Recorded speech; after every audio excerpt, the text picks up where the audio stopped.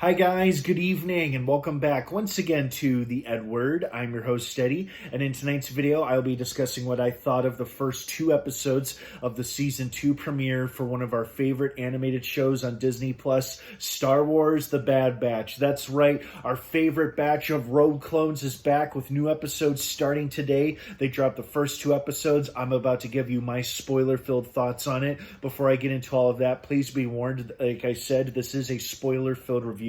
So if you're not caught up on The Bad Batch by the end of season 1 and the beginning of season 2 with the first two episodes, you do not want to keep watching or listening, as I will be discussing spoilers, plot details, character stuff, all that jazz. That being said, you have been warned, so let's dive right back into it. First off, we don't really get much of a confirmation in terms of how long of a time jump it's been.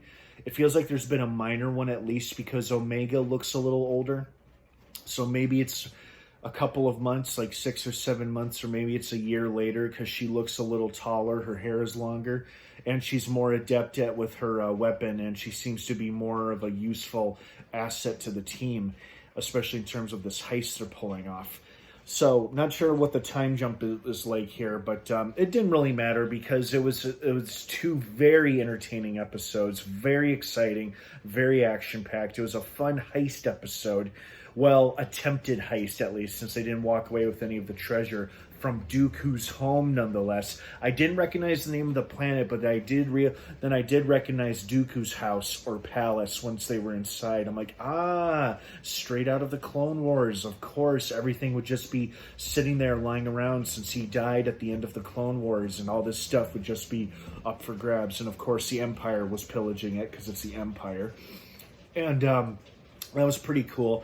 I also thought it was pretty cool how we got a brand new character in the form of the super funny and talented Wanda Sykes, voicing a brand new character who's apparently an acquaintance or a friend of Sid, the Bad Batch's employer, and I'm sure she'll be back in future episodes as well. I don't think you just have Wanda Sykes do a one-time cameo role as a minor Star Wars character. If anything, this character will probably have a pretty big presence moving forward in the season, or at least I hope so. But that was a real unexpected treat, hearing her voice come out of a character in the Star Wars universe. I'm like, oh, that's fun.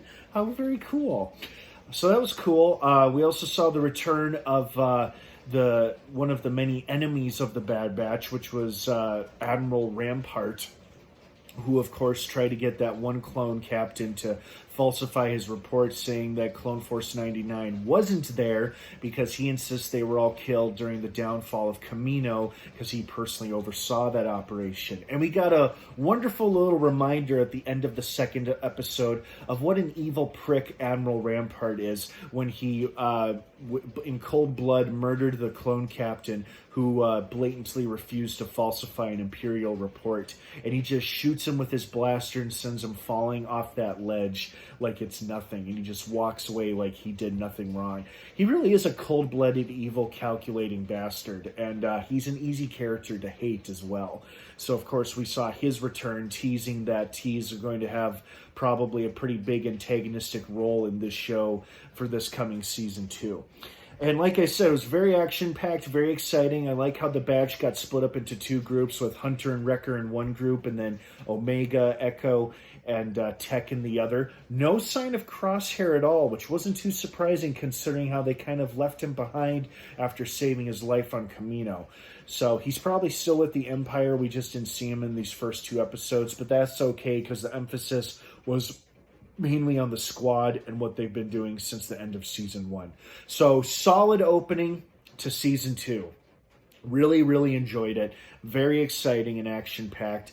A fun. It's always fun to go down Star Wars lore with references and places to like Dooku's palace and Kamino and stuff like that. And it was very fun. I liked these first two episodes a lot, as I hoped you guys did too. What did you think of the first two episodes of season 2? I'd love to hear your thoughts and feelings on it. Were you expecting more, expecting less? Did you like it? Did you love it?